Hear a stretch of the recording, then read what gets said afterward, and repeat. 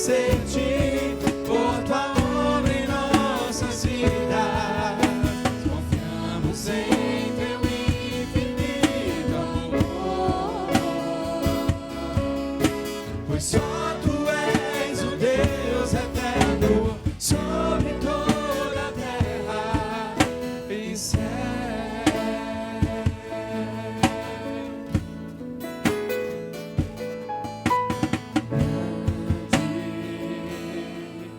É o Senhor e muito digno de louvor. Na cidade do nosso Deus, teu santo monte, a alegria de toda a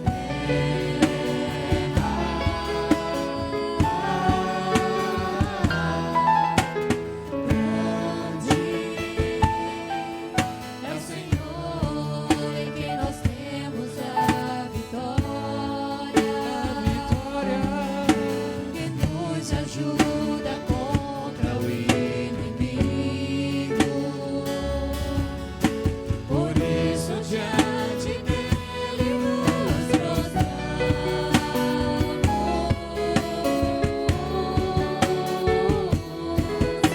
Queremos o teu nome engrandecer e agradecer-te por tua obra em nossas vidas.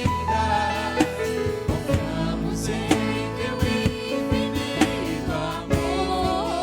amor, pois só tu és o Deus eterno sobre toda a terra e céu.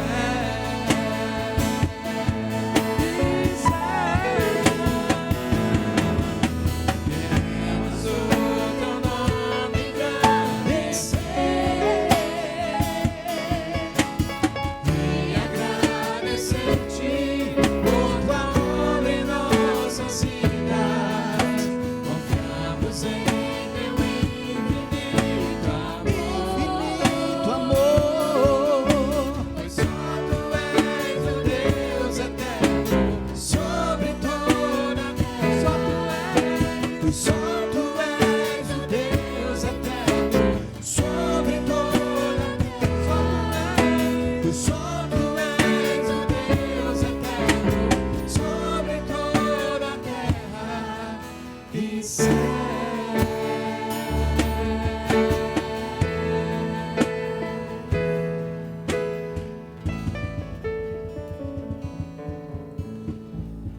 Esse é o momento de expressarmos a nossa gratidão a Deus pelos dízimos, pelas ofertas e também de apresentarmos aos nossos juniores e as crianças ao nosso Deus, juntamente com as professoras Silvia e a professora Rebeca vai estar hoje com Ana Flávia também?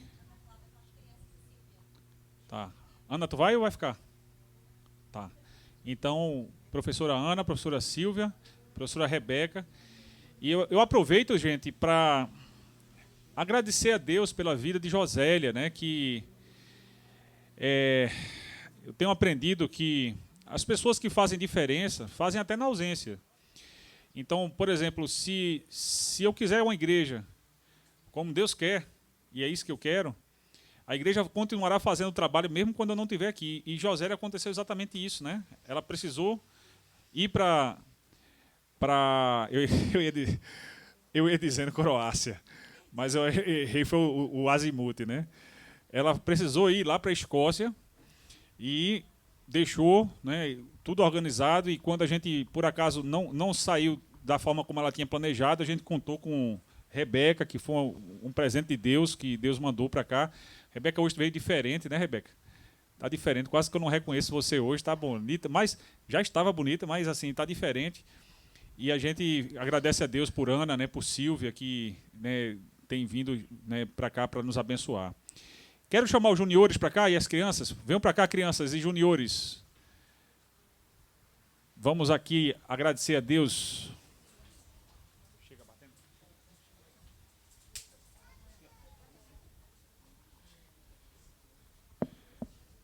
E esse ano a gente vai ter batismo, né? Vai ter batismo. Vai ser uma bênção.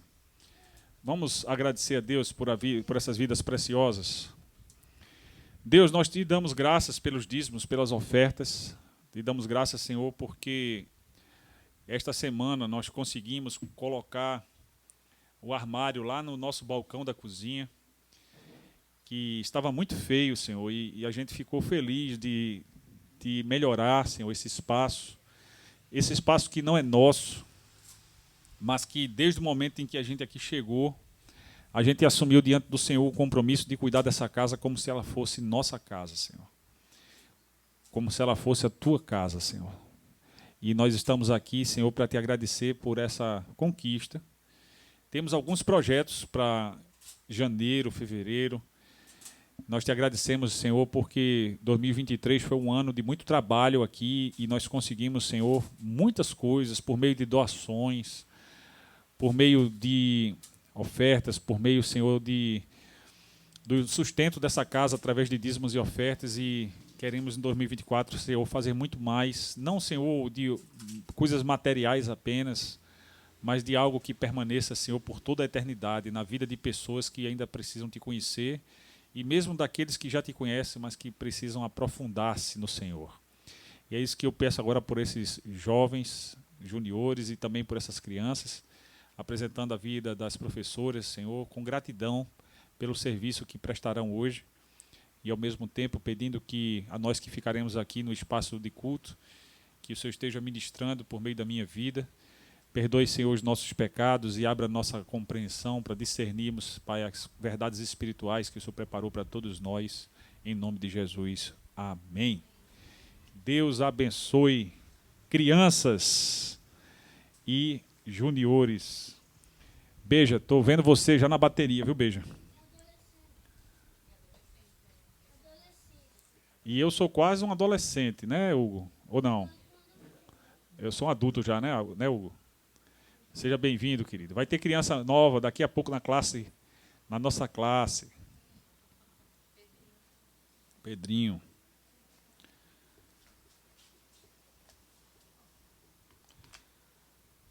Meus irmãos, que alegria é começarmos a nossa reflexão bíblica.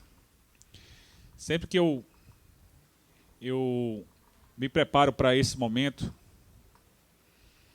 eu realmente peço a Deus que todos nós, inclusive eu, possamos ouvir unicamente a voz de Deus. E sempre que eu começo a refletir sobre os livros de sabedoria, eu concluo que a Bíblia, ela é uma fonte inesgotável de sabedoria. Como o verdadeiro manual do fabricante é a palavra de Deus. E hoje eu quero conversar com vocês sobre o tema: o princípio da sabedoria. Nada mais propício, né? Estamos começando um ano.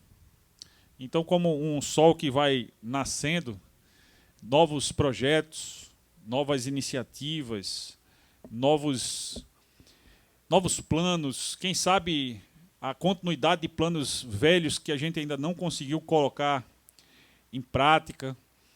E é muito comum, apesar do tempo ser contínuo, pelo fato de a gente contar o tempo em ciclos. Falamos sobre isso semana passada, que a cada ciclo que se encerra e um novo que começa, nosso coração se enche de uma nova esperança e, quem sabe, aquela reconciliação que ainda não aconteceu, quem sabe o alcance daquele projeto específico que nós temos no coração. E para tudo isso, e para muito mais do que isso, nós precisamos da sabedoria do alto, que é infinitamente superior à sabedoria terrena. Tivemos a oportunidade na primeira leitura bíblica, em Tiago, de perceber que existe uma diferença gritante, abismal, entre a sabedoria humana, dita terrena, e a sabedoria espiritual divina, dita sabedoria do alto. E o texto que eu escolhi para a nossa reflexão de hoje que se encontra no livro de Provérbios, no capítulo 9, verso 10. Nós vamos ler esse texto todos juntos, um versículo apenas. Ele explica o tema da nossa reflexão de hoje, princípio da sabedoria, e eu convido a igreja. A gente pode fazer a leitura, inicialmente todos juntos aqui, conforme a projeção, e depois você acompanha o texto na sua própria versão. E eu lhe convido à leitura, então, de Provérbios, capítulo 9, no verso 10. Provérbios, capítulo 9, verso 10. Vamos ler todos juntos? O temor do Senhor é o princípio da sabedoria, e o conhecimento do santo, a prudência. Louvado seja Deus pela sua palavra lida e que agora passamos a nela meditar. O temor do Senhor é o princípio da sabedoria e o conhecimento do santo, a prudência.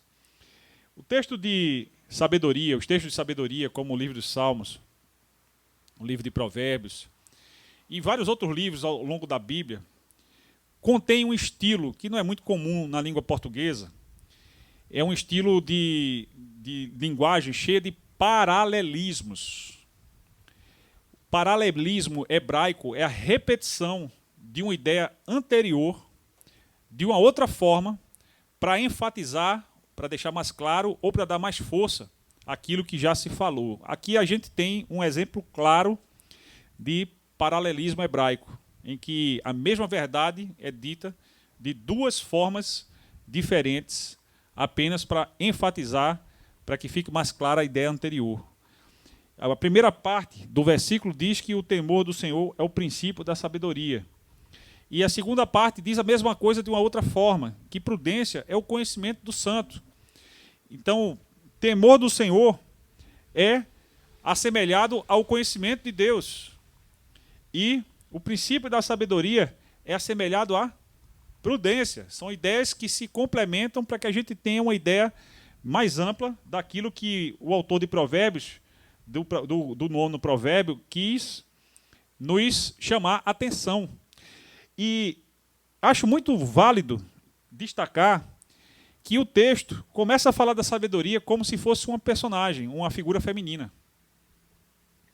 Acho válido porque a mentalidade carnal, ela se desenvolve, conforme vemos em Gênesis 3, a partir do momento em que o olhar de uma mulher se corrompe diante daquilo que ela via e daquilo que ela ouviu de Satanás, que é prefigurado ali como a serpente, a mais astuta de todos os animais. De fato, Gênesis 3 diz que, ao ser questionado sobre o que Deus disse, a mulher, ao ouvir de Satanás uma mentira de que Deus havia mentido, Deus nunca mente, porque Ele mesmo é a verdade, ela olha para o fruto de uma forma diferente e ela deseja algo que não lhe era lícito, nem possuir, nem saborear.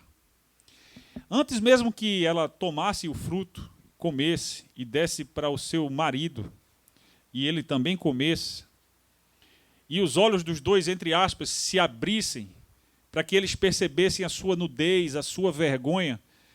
Então, os olhos deles não estavam fechados, mas há uma figura de linguagem que aponta para a vergonha que o pecado trouxe para aquele primeiro casal, toda a tristeza de fazer uma escolha dissociada da sabedoria divina. Na verdade, eles passam a perceber a diferença entre aquilo que é terreno e aquilo que é humano, justamente quando eles fazem uma escolha aos olhos humanos. E muitas pessoas têm sofrido por fazerem escolhas desse modo até os dias de hoje. Eu queria que você imaginasse agora um conflito entre pessoas. Pode ser no casamento, entre pai e um filho, uma mãe e uma filha, entre uma mãe e um filho, entre uma nora e uma sogra. Não existe conflito entre nora e sogra, não é isso? Amém? Não existe quando elas têm um entendimento bíblico de como deve ser esse relacionamento. Mas qualquer que seja, o conflito entre uma ovelha e um pastor, entre irmãos da igreja, qualquer que seja a dimensão do conflito que você possa ter imaginado, a gente pode arriscar que se formos investigar a fundo, a origem desse conflito remonta a escolhas feitas guiadas pela sabedoria humana e não pela sabedoria de Deus. Porque é o próprio Deus que abre os nossos olhos para verdades que nós não podemos discernir. Como pastor, algo que eu tenho mais me dedicado nesses quase 10 anos de ministério pastoral é aconselhar pessoas. E quando eu estou naquilo que praticamente é aquilo que mais me realiza no ministério pastoral, que é o aconselhamento, eu sempre percebo que as pessoas, todas elas, precisam resolver problemas à luz de decisões que elas nem sabem, às vezes nem percebem que precisavam tomar. Essas decisões são decisões de mudança em relação a ela mesma e não ao semelhante. São decisões de fazer algo que ela sonha, mas que tem adiado por procrastinação ou por qualquer outro impedimento que às vezes ela mesma cria, ou por não crer nela mesma, na capacidade que Deus deu para realizar a obra que ela deseja, ou por não confiar na direção de Deus, quando é Deus que o encaminha a fazer ou deixar de fazer algo. Marcou a minha vida. Uma experiência que tive com Deus, de uma revelação em sonho. Eu não gosto de usar essa palavra revelação, porque é imprópria, mas a iluminação da minha mente num sonho, em que o Senhor me mostrava que uma tia minha, que fazia muito tempo que eu não via, muitos anos, mais de 20 anos, ela iria falecer em breve. E isso era um recado para uma determinada pessoa, para que essa pessoa fosse se reconciliar com essa pessoa que ia morrer. E o recado foi dado porque, graças a Deus, para a honra e glória de Deus, eu tive o discernimento. Mas essa pessoa racionalizou demais, humanamente falando. E ela não foi. E 15 dias depois, aquela pessoa havia falecido, conforme Deus havia me mostrado em um sonho. Deus ainda faz essas coisas, viu, meus irmãos? Ele não fez somente com José do Egito, não. Deus ainda faz isso, mas Ele faz dentro do espectro da sua soberania e para os fins que Ele deseja. Então não adianta a gente querer ter visões. Não adianta a gente querer determinar a Deus quais são os dons que a gente quer exercitar na igreja, quais são as... Não adianta a gente querer escolher uma forma de resolver um conflito e pedir que Deus abençoe, porque os filhos de Deus, como disse Paulo na carta aos Romanos, eles são guiados pelo Espírito de Deus. E ser guiado pelo Espírito de Deus, pela palavra de Deus, é verdadeiramente aquilo que nos permite aqui na terra ter experiências com Deus. Amém? Conhece-se a Deus por experiência. E normalmente isso acontece da seguinte forma: através da negação do nosso próprio ego. Vamos recapitular, vamos voltar a Gênesis capítulo 3, vamos imaginar que aquela história pudesse ser diferente, e podia. Embora que o pecado não tenha surpreendido a Deus, ele já sabia qual seria a escolha que seria feita, porque Deus conhece todas as coisas, inclusive o futuro. Mas se a mulher, ao ver aquele fruto e ouvir aquilo que ela ouviu, ela pudesse, naquele momento, fazer uma escolha diferente, ela fizesse uma escolha diferente, ela dissesse: realmente parece agradável aos meus olhos, mas firme na orientação que Deus me deu, na sua palavra, eu não tomarei desse fruto e nem darei ao meu marido. Eu posso imaginar, meus irmãos, que em algum momento ela pecaria, porque Apocalipse diz que Jesus Cristo é aquele que é o Cordeiro de Deus que foi morto desde a eternidade. Então o plano de redentor de Deus, ele é eterno. Deus não foi surpreendido por nada que o ser humano possa ter feito aqui na terra. Então, mais na frente, com certeza, aquela mulher, aquele homem, certamente pecariam. Mas se eles não tivessem pecado naquele momento, talvez Abel não tivesse perdido a vida. Quem sabe? Caim tivesse, ao ouvir a voz de Deus, quando disse assim: Caim, o teu desejo será contra ti, mas cumpre a ti dominá-lo. Quem sabe se não viesse na memória dele o dia em que mamãe e papai resistiram à serpente no Éden. E aí ele pensasse: vou fazer igual a papai e a mamãe. Eu vou também resistir. Talvez o sangue do irmão dele não tivesse sido derramado sobre a terra. O pecado, meus irmãos, no entanto, o que mais ele tem feito é a separação entre irmãos, entre pessoas que são queridas, pessoas que se amam, pessoas que Deus, nos seus propósitos eternos, ajuntou para viverem em comunhão. Observe que o Salmo 133 fala sobre isso. A gente tem enfatizado muito esse salmo quando ele diz: como é bom e agradável que os irmãos vivam em união. É o contrário do que aconteceu com aquele primeiro homicídio. O primeiro homicídio da história foi um fratricídio. É uma coisa assim, inigualável, uma coisa, não dá para imaginar como é que um irmão faz isso com um irmão. E a dor que aquela mãe deve ter sentido, e como ela deve ter se arrependido pela falta de sabedoria. E como o pai deve ter se arrependido pela falta de sabedoria, de não ter discipulado sua esposa. Porque verdadeiramente quem recebeu a palavra de Deus foi o marido. A mulher não tinha sido nem criada ainda. Mas quando a serpente vai para o embate, ela procura a mulher. A queda de Eva é também uma queda de Adão, porque não foi o sacerdote do seu lar, não discipulou a sua esposa. Ele não estava preparado, como Jesus estava preparado, para dizer para a serpente: retira-te, Satanás, porque está escrito: adorarás ao Senhor teu Deus e só a Ele darás culto. Retira-te, Satanás, porque está escrito: eu sou o caminho, a verdade e a vida, e você está mentindo. E quando você mente, você fala a língua própria, porque você mesma é a mãe ou o pai da mentira. Porém, Deus é verdade. Nós cantamos, meus irmãos, que somos livres, mas como disse em João 8, está escrito lá no verso 36, que se o Filho o libertar, verdadeiramente sereis livres. É justamente pela falsa noção de liberdade que tantas coisas ruins têm acontecido entre as pessoas. Tantos relacionamentos têm adoecido, têm terminado.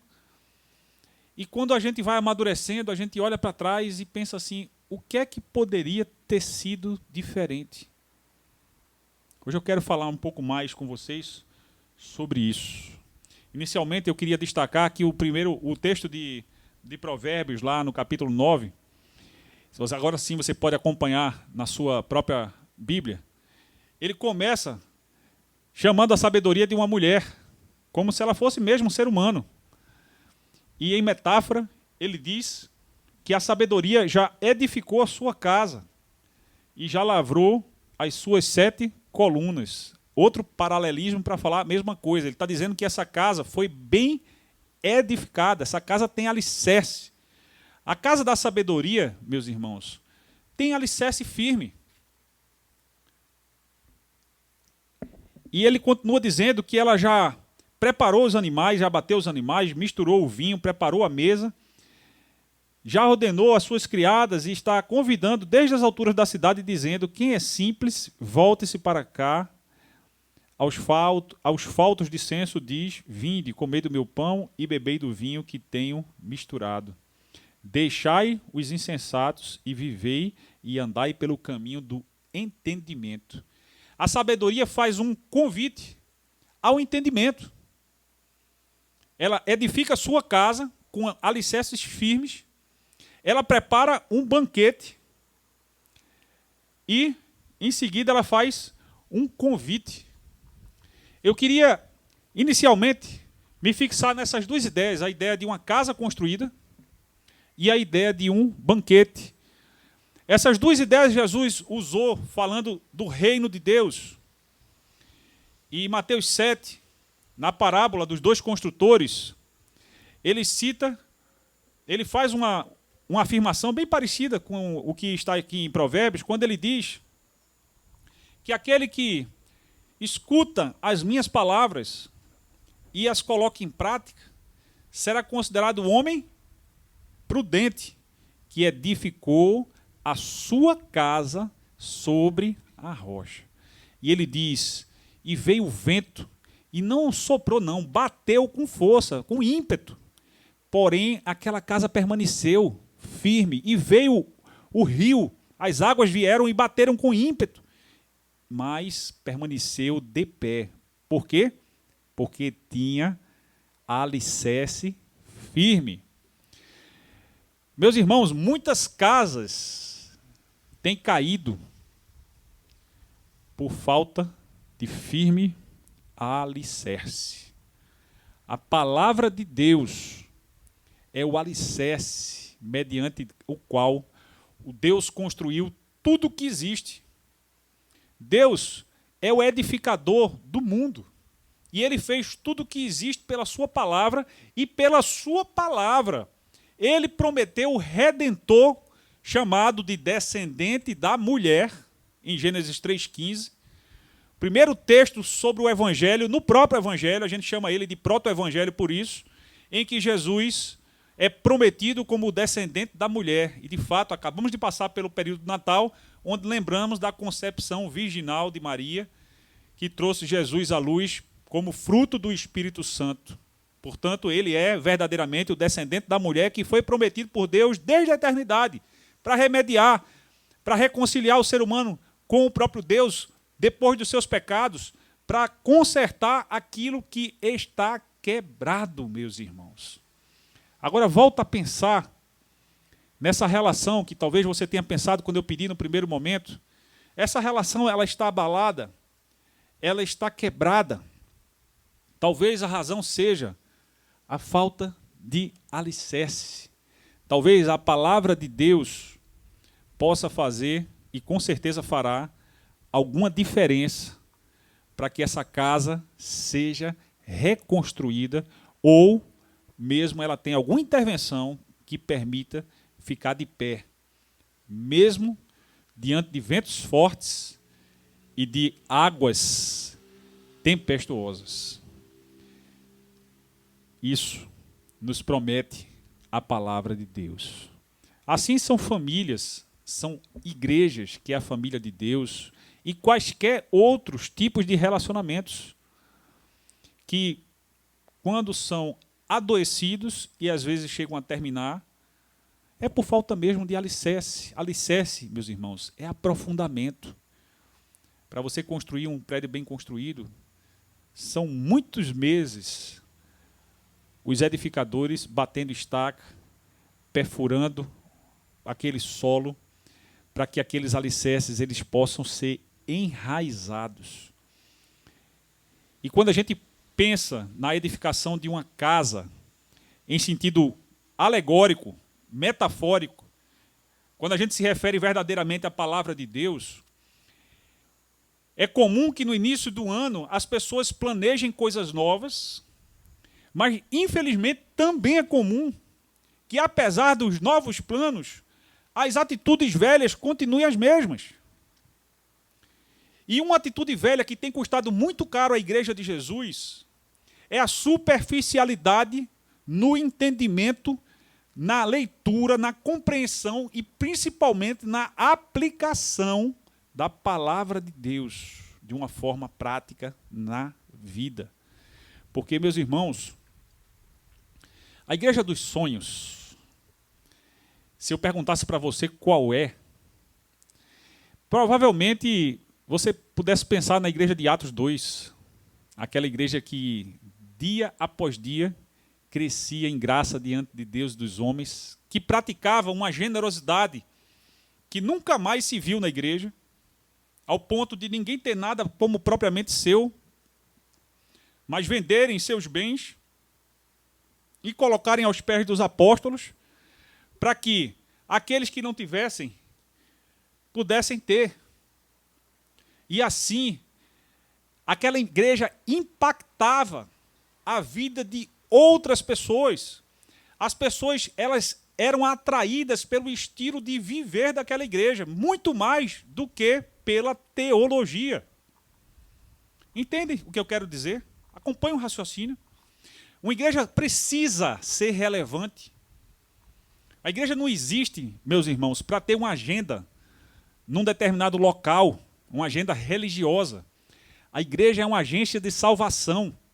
E é um privilégio para a gente ser parte da igreja, porque Deus nos reuniu, apesar de sermos pecadores, perdoados pelo perdão que recebemos pela fé no Filho dele, o descendente da mulher. Nele nós obtivemos salvação, justificação, nós seremos glorificados nele, no nome dele. Nós fomos empoderados pelo Espírito dele, o Espírito de luz, o Espírito consolador que nos ensina a viver nesse mundo de uma forma que a gente possa fazer a diferença, como Noé. Olha, se existem alguns personagens que marcaram a geração e fizeram a diferença, foram pessoas que foram guiadas por Deus.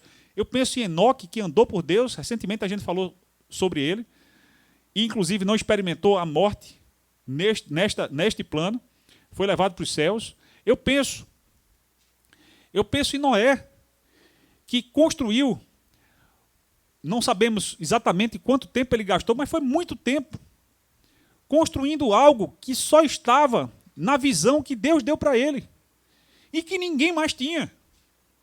Mas o fato é que quando vieram as águas tempestuosas, a família dele foi salva, porque ele se firmou durante todo o tempo em que construiu aquela arca. Ele se firmou na palavra de Deus.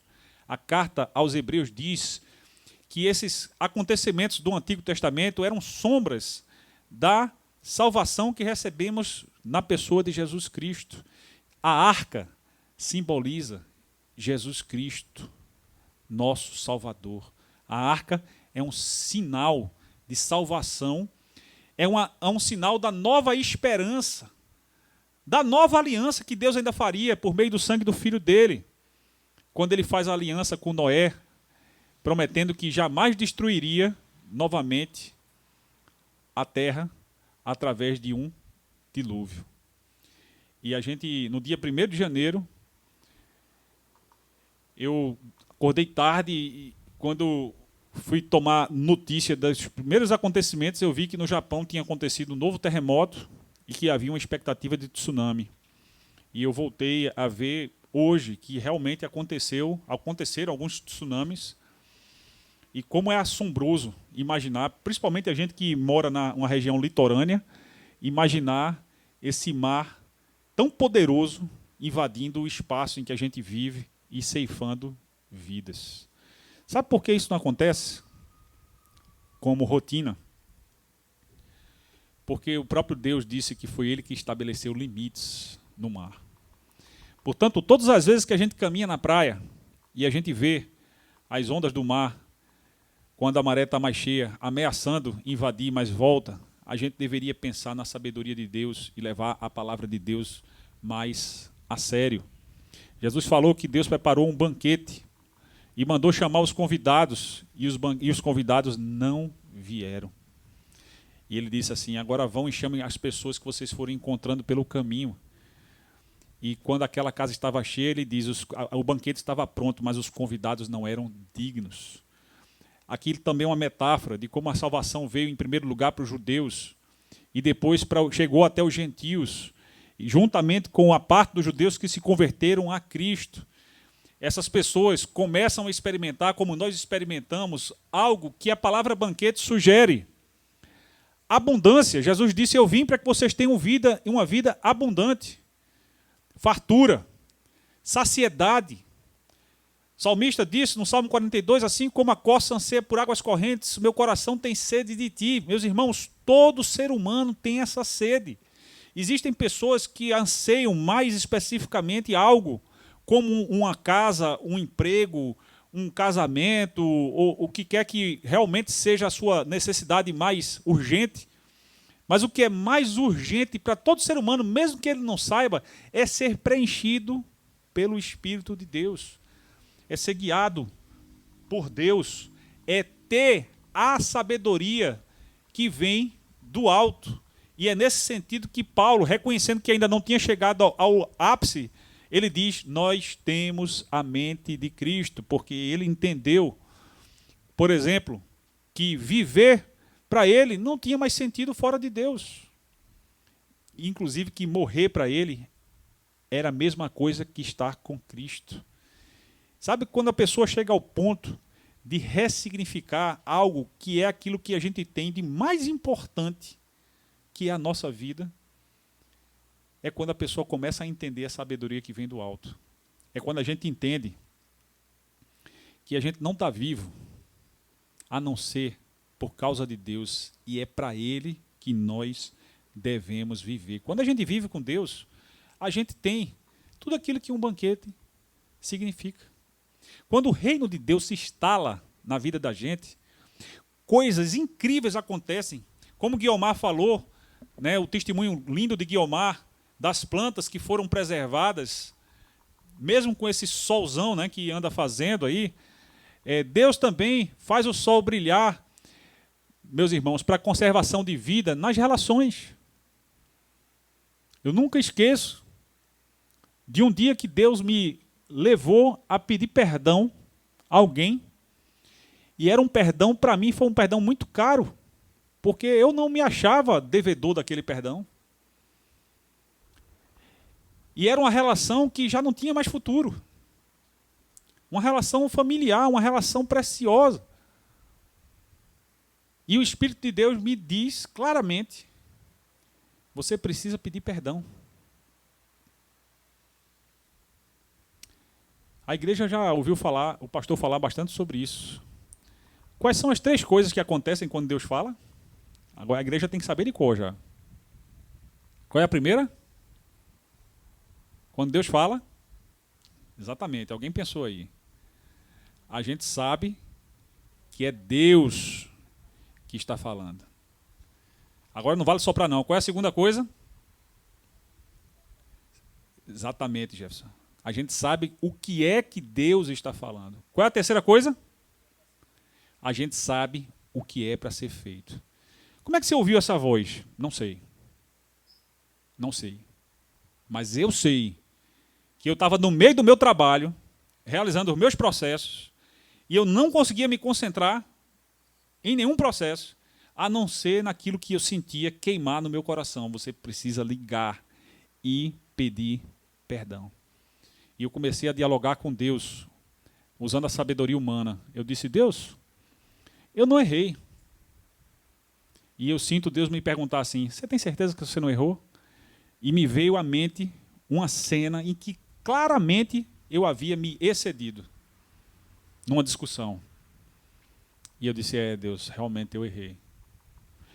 Aí, segundo estágio da discussão, mas Deus, eu só errei 10%. Essa pessoa errou 90%. Curioso como a gente pensa assim, né? Normalmente o culpado é o outro. Minha esposa, minha sábia esposa, ela me ensinou que uma criança começa a dar sinais de que amadureceu quando ela deixa de dizer o vaso quebrou e diz eu quebrei o vaso. E quando o ser humano começa a assumir responsabilidades, ele dá prova que está amadurecendo. E é o que Deus quer, viu? Deus não quer ninguém um crente imaturo, não. Deus quer crentes maduros. Como é que crentes maduros surgem? Dá em árvore, é? Não. Pelo contrário, crentes maduros são árvores que dão frutos. Porque Jesus disse que é pelo fruto que se conhece a árvore. E talvez você hoje se pergunte, qual é o grau de maturidade a que eu tenho chegado? Deus. Se fosse de 0 a 10, que nota eu poderia dar para a minha, ou que nota o Senhor me daria hoje para a minha maturidade como cristão? Se você dá abaixo de 7, meus irmãos, pode ser por uma humildade, mas se você está sendo realista, eu quero dizer para você que você está sendo reprovado. A média é 7. tem que ser de 7, né, Pedrão? Para cima. Né, Marcelo, que está fazendo faculdade também? Média é 7 também lá? Lá também é 7, Pedro? Lá em Maringá? 6. Bom, então, 6, né? Meus irmãos, Deus quer que a gente seja aprovado. E essa é a razão pela qual Ele nos prova. Naquele dia foi uma prova. Deus disse para mim, meu filho, você um dia falou para mim, Deus agora, Jesus é o meu Senhor. Agora é a hora de você provar isso. Viu o que a gente viu no início aqui na primeira leitura? Tiago, se você quer demonstrar sabedoria, coloque em prática a sabedoria do alto, para que as pessoas vejam as vossas boas obras e saibam que elas vêm do alto, vêm da sabedoria que vem de Deus. Naquele dia, eu lutei contra Deus, como Jacó, naquela peregrinação, indo reconciliar-se com seu irmão. Lutei contra Deus para não precisar pedir perdão. Meus irmãos, quanta imaturidade é um cristão que não sabe pedir perdão. Porque o nosso Senhor, na cruz, pediu perdão até pelos erros que ele não cometeu. Ele disse, Pai, perdoa, eles não sabem o que fazem. Imagine pelos erros que eu cometi. O que é que me custa? Principalmente quando Deus me mostra aquilo que eu não conseguia ver. É isso que significa abrir-se os olhos espirituais, é para que a gente veja aquilo que a gente não conseguia. E o que aconteceu? Eu liguei para essa pessoa e o resultado disso é uma relação reconciliada até hoje, para a glória de Deus. E eu não estou dizendo isso aqui para me exaltar, porque outras vezes eu ouvi a voz de Deus e não fiz o que Ele mandou, e a tristeza foi muito grande. Mas a alegria do Espírito, meus irmãos, vem de nós colocarmos a palavra de Deus em prática nas nossas vidas. E isso frequentemente acontece num conflito pessoal. Aquilo que o pastor Henry Black Baby escreveu no Conhecendo Deus, Fazendo Sua Vontade, que são as chamadas crises de fé. Naquele dia eu tive uma crise de fé. É quando, apesar de saber que Deus falou, saber o que Ele disse, saber o que Ele quer que eu faça, ou eu julgo que não sou capaz, ou que Deus não é capaz de fazer aquilo que Ele me chamou para fazer. Quando eu tenho esses pensamentos erráticos, o que é que eu vou experimentar? Aquilo que eu costumo falar na sabedoria popular, o cavalo selado passou e eu não montei. Ou eu vou a pé, ou eu vou no cavalo sem sela. Quem já andou no cavalo sem sela sabe muito bem do que é que eu estou falando, principalmente se for uma pessoa do sexo masculino. Vai sofrer bastante. Porém, aqueles que ouvem a Deus, meus irmãos, conseguem vencer as crises de fé para fazer aquilo que Deus está chamando para fazer, que muitas vezes é muito maior do que você mesmo, porque é do tamanho de Deus, vão ter experiências com Deus, como um banquete pronto, posto, em que você ali tem exatamente aquilo que você precisa. Você vai ter saciedade, você vai encontrar-se com Deus. E isso acontece normalmente depois de você fazer uma escolha. Eu falava no início do valor que o aconselhamento tem para o meu ministério, e o que eu percebo em todas as pessoas é a necessidade de fazer escolhas e tomar decisões. Primeiro texto que nós lemos, de Provérbios 9, a gente leu até o verso 6, termina com um convite da sabedoria. No versículo 5, no 4 ele diz, aquele que é simples, simples aqui é no sentido de humilde, humilde de espírito. Ele diz assim, volte-se para cá, ou seja, qual é o convite? Aqueles que são simples, que são humildes de coração, se voltem para a sabedoria, se voltem para mim. Aquele que não tem sabedoria, ele diz, venham e comam do meu pão e bebam do vinho que tenho misturado. Deixem a insensatez e vivam, andem pelo caminho do entendimento. Ele continua dizendo, o que repreende o escarnecedor, que é sinônimo do falto de sabedoria, ele diz assim, vai ter o ódio do escarnecedor. Não repreenda ele, mas repreenda o sábio, porque o sábio vai lhe amar. Olha, você ser repreendido, meus irmãos, E amar a repreensão significa que você começou a entender a sabedoria que vem do alto. E quando a gente é repreendido por Deus? Mesma coisa. Principalmente porque Deus é o nosso Pai perfeito. E quando Ele nos disciplina, é prova de quê? Amor. O pai que não disciplina o filho, não ama o filho. A disciplina, porém, ela precisa ser exercida com moderação, com equilíbrio e sempre com uma finalidade de alcançar um resultado e não como objeto de raiva, da sua incompetência ou de alguma outra questão que você não consegue gerenciar na sua relação. Mas, certamente, que faz muito bem o pai que disciplina o filho. Isso é prova de amor. E quando Deus faz isso com a gente deve ficar feliz. Isso é sabedoria. Foi o que Deus fez comigo. Sabe, gente, Deus mudou a história de um relacionamento muito íntimo e precioso no âmbito da minha família que me envolvia. Sabe, Deus me chamou depois para falar de Jesus para essa pessoa. E eu pergunto para você, como é que eu poderia falar de Jesus para essa pessoa sem haver pedido perdão pelo meu erro?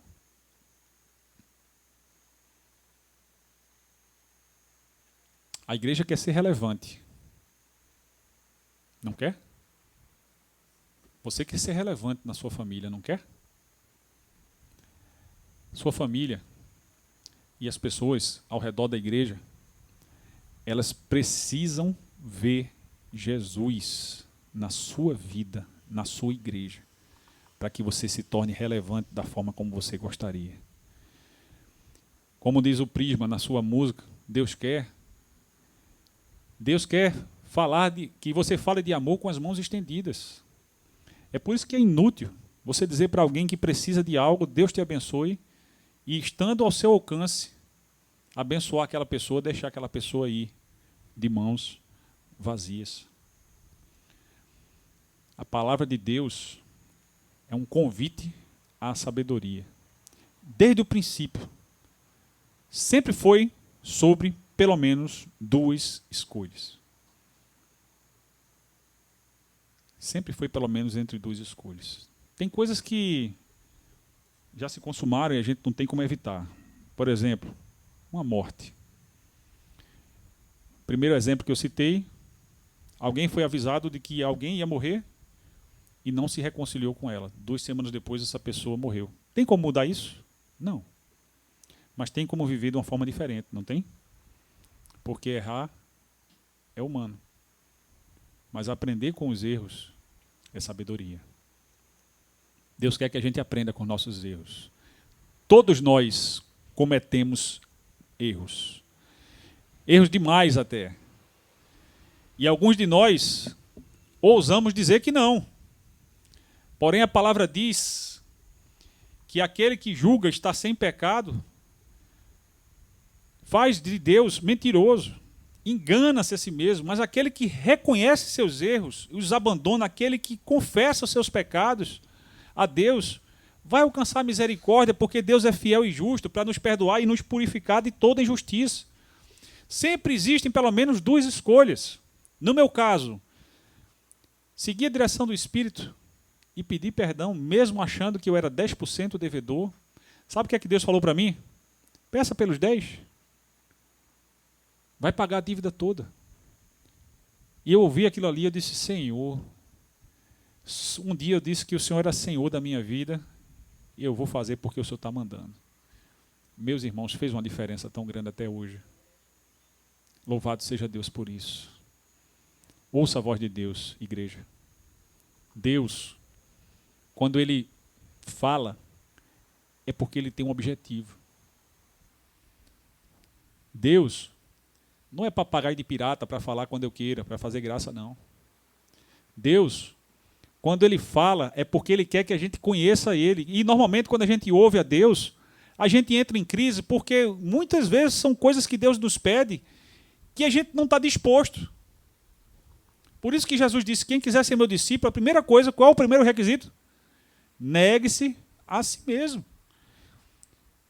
A lógica do cristianismo É morrer para viver. Dia 31 a gente teve um culto que foi bem interessante pela manhã, em que o pastor Tiago, que é pastor dos jovens, lá na Emanuel, pensando sobre a perspectiva de que o viver para um cristão é morrer para si mesmo, ele disse: em 2024 eu quero que você morra. Eu nunca tinha ouvido ninguém desejar isso. Mas ficou tão engraçado que ele falava alguma coisa e dizia: eu quero que você morra. E é isso que Deus quer, gente. É isso que Paulo falou em Romanos 6, que nós fomos sepultados com Jesus na morte pelo batismo, para que assim como Jesus ressurgiu dos mortos, nós possamos viver em novidade de vida. Isso que significa o novo nascimento. Nascido de novo é aquele que é nascido do Espírito, e aquele que é nascido do Espírito ouve a voz do Espírito e faz aquilo que o Espírito manda, porque os filhos de Deus são guiados pelo Espírito de Deus. Fora disso, é insensatez. Observe a partir do verso 13 de Provérbios 9, na sua Bíblia, o que é a insensatez? Também aqui, alegorizada como uma figura feminina, o que é que ela faz? Ele diz assim, no versículo 13, a mulher louca, que é uma metáfora para a insensatez, ela é alvoroçadora, como escarnecedora. Ela é simples e nada sabe. Simples aqui é no outro sentido, não é no sentido de humildade, é de falta de entendimento mesmo. Ele diz, assenta-se à porta da sua casa, ou seja, é uma desocupada, numa cadeira, nas alturas da cidade. Eu fico imaginando que essa mulher insensata aqui é uma fofoqueira, né? Como aquela fifi que fica na janela só observando a vida dos outros, né? E põe-se a chamar aos que vão pelo caminho e passam reto pelas veredas, dizendo: quem é simples, volta-se para cá. E aos faltos de entendimentos, ela diz: as águas roubadas, olha que mentira, gente, são doces. E o pão tomado às escondidas é agradável. Mas não sabem que ali estão os mortos, os seus convidados nas profundezas do inferno. Olha que palavra amaldiçoadora, gente. Olha que palavra demoníaca. Ela induz a roubar, a tomar o que é do outro. A serpente, meus irmãos, é o espírito por trás dessa falsa sabedoria. Essa mesma serpente induz os filhos e as filhas de Deus a desonrarem a Deus. Como é que nós desonramos a Deus? Quando a gente não dá crédito à palavra de Deus. Quando Deus nos chama para fazer algo, às vezes Ele não está mandando, Ele está pedindo. E a gente podendo fazer, a gente não faz. Houve um casal que fez uma oferta bem generosa na igreja de Atos. Aquela igreja de Atos 2, né? Que era uma igreja que crescia, marcada pela generosidade. Só que a generosidade deles era egoísta. Eles fazem uma oferta, mas mentem a respeito do preço. Porque aquela era uma oferta da venda de um imóvel, e eles mentem dizendo que venderam por menos, que venderam pelo preço daquilo que eles realmente quiseram ofertar. E Deus cobrou a vida daquele homem primeiro e depois daquela mulher. Tem pessoas que olham para aquilo ali e ficam assim escandalizadas. Rapaz, como é que Deus fez isso? Meus irmãos, Gálatas, capítulo 6, verso 7, estou caminhando para o final. Ele nos traz uma advertência muito séria. Ele diz assim: de Deus não se zomba, porque aquilo que o homem plantar, isso ele vai colher. Tem muita gente zombando de Deus, querendo um resultado diferente, mas sem colocar a sua mão na massa. Sem saber que para se ter bons frutos, é necessário trabalho. Nunca esqueço o início da minha vida de concurseiro. Abram os olhos, porque a gente está preparando um aulão para concursos, que esse ano vai ter muitos concursos, inclusive agora em fevereiro vai ter inscrição para o grande Enem do Serviço Federal. E a primeira prova que eu fui fazer, acho que foi para delegado da Polícia Federal. Eu não tinha nem terminado meu curso ainda e disse: rapaz, tem uma chance de passar aqui hoje. Ó. Fazer uma prova, posso passar e posso não passar. Não passar eu já tenho, posso até passar. E aí quando a Polícia Federal me pediu para escrever uma frase, reescrever uma frase. A razão de eu reescrever aquela frase era para ver realmente se era eu que tinha feito a minha prova, analisar bem a minha grafia, né? E aí a frase eu nunca esqueci, dizia assim: o sucesso só vem antes do trabalho no dicionário. Porque S vem antes de T. E eu digo, realmente, eu sei, Senhor, que eu não vou passar nessa prova. Fiz a prova só por experiência mesmo, porque aquilo ali foi como se Deus dissesse: meu filho, baixa a bola, porque se você quiser passar em alguma coisa, você vai precisar trabalhar muito. E, de fato, eu só vi a ser aprovado num concurso 1 ano e meio depois, e foi realmente uma luta muito grande. Meus irmãos, todo mundo que já passou num concurso público, a gente tem aqui algumas pessoas que são servidores públicos, sabe que dá trabalho. Todo mundo que tem uma relação saudável e passa 50 anos casado com alguém, sabe que dá trabalho. Todo mundo que vê uma pessoa de cabelos brancos como a Auristela, com a sua filha, né, conhecendo e andando pelos caminhos do Senhor, sabe que dá trabalho. Mas muitas pessoas querem, desculpem, o resultado antes do investimento. Antes da negação de si mesmo, antes de sair da sua zona de conforto, antes de fazer algo que Deus está lhe chamando para fazer. Pode ser, o meu exemplo foi um pedido de perdão, mas pode ser qualquer outra coisa. Pode ser simplesmente um sim. Nunca me esqueço do dia em que Deus me chamou para ser um pastor. Eu morava em Macapá, muito tempo distante daqui, de onde a gente está agora, inclusive fisicamente e temporalmente. E eu não sabia como seria. Meus irmãos, quando Deus chama você para fazer algo, Ele dá as condições. Quando a gente racionaliza e a gente fica pensando, não, isso não vai acontecer porque essa pessoa é assim, essa pessoa é assado, isso é sabedoria humana. Deus quer que a gente tenha experiências com Ele. E a gente conhece a Deus pela experiência. Quando a gente nega a sabedoria humana, nega a tentação de querer guiar a nossa vida pela nossa experiência, por aquilo que a gente acha certo e errado, e a gente começa a abrir a nossa visão para perceber aquilo que antes não era possível. E a gente começa a perceber valor onde antes não havia. A gente começa a perceber beleza onde antes não havia.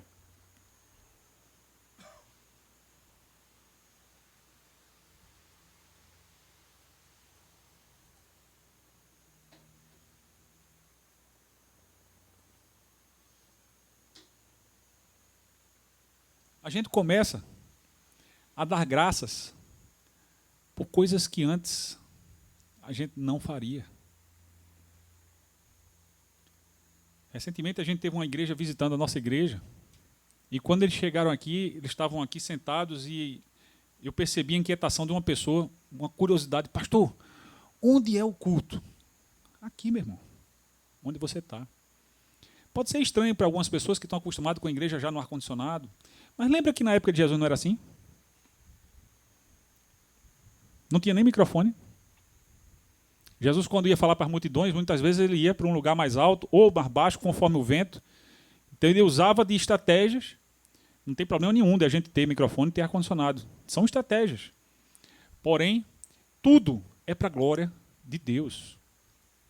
E a gente precisa agradecer por todas as bênçãos que Deus tem nos dado. Uma das maiores bênçãos é o direcionamento, que faz a diferença nas nossas vidas.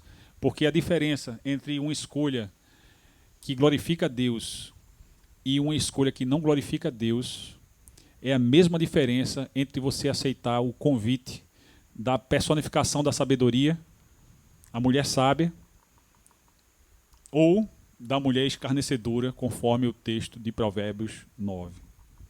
Nós sabemos qual é o espírito que está por trás da mulher sábia. É o espírito de sabedoria. É aquele que detém todo o conhecimento. E sabemos qual é o espírito que está por trás da escarnecedora. Aqueles que aceitam seu convite não sabem que por trás desse convite existe a morte. O que é marcante, portanto, na vida de um sábio? Na sua opinião, de acordo com aquilo que você ouviu hoje, lendo Provérbios 9. O que é marcante na vida de um sábio? Será que é a aparência? Quando se fala que um ser humano é sábio, o que é que você imagina? Muitos vão imaginar um monge tibetano, vivendo isolado da civilização, usando roupas laranjas, com a cabeça raspada. O sábio ele não tem, gente, uma aparência específica, a não ser na forma como ele age e reage aos estímulos externos, às provocações, às tentações e aos convites que são feitos, tanto por Deus quanto pelo diabo. O que é marcante na vida de um sábio, meus irmãos, são as suas escolhas. E nós que somos seres morais, de acordo com a Bíblia, ela não usa essa nomenclatura, mas só existem duas classes de seres morais. São os anjos e são os seres humanos. O que há de comum nos seres morais? A possibilidade de fazermos escolhas livremente. Nós que somos seres morais, humanos, nos tornamos sábios quando fazemos escolhas orientadas pela sabedoria divina e não pela sabedoria humana. Retornando ao texto de Mateus 7, no verso 24 a 27, a parábola dos dois construtores, Jesus disse: todo aquele, pois, que escuta estas minhas palavras e as pratica, assemelhá-lo-ei ao homem prudente que edificou a sua casa sobre a rocha, e desceu a chuva, correram rios, sopraram ventos, e combateram aquela casa, e não caiu, porque estava edificada sobre a rocha. E aquele que ouve estas palavras, minhas palavras, e não as cumpre, compará-lo-ei ao homem insensato que edificou a sua casa sobre a areia. E desceu a chuva, e correram rios, e sopraram ventos, combateram aquela casa, e caiu, e muito grande foi a sua queda. Finalizando, Jeremias, capítulo 9, no verso 23 ao 24, diz assim: assim diz o Senhor, não se glorie o sábio na sua sabedoria, nem o forte na sua força, nem o rico na sua riqueza, mas aquele que se gloriar, glorie-se nisto, em compreender-me e conhecer-me, pois eu sou o Senhor e ajo com lealdade, justiça e retidão sobre a terra, pois é dessas coisas que me agrado, declara o Senhor. Deus se agrada de lealdade, justiça e retidão. Praticando essas coisas, nós vamos estar sendo guiados pela sabedoria do alto. Certamente vamos ter experiências com o nosso Deus. Certamente o fruto do Espírito vai abundar através das nossas vidas.